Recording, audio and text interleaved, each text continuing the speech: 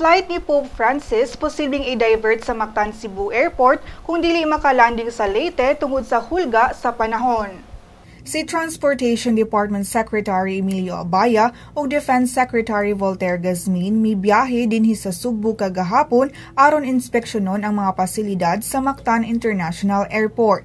Nipahigayon sab silang security briefing kauban ang mga pulis, military ug port officials. Matod ni Abaya nga wala gihapon na usab ang itinerary sa Santo Papa. Dugang niya nga gisiguro nila nga walay matang sa dautan dili lang sa papal visit kundi lakip na ang selebrasyon mismo sa sinulog.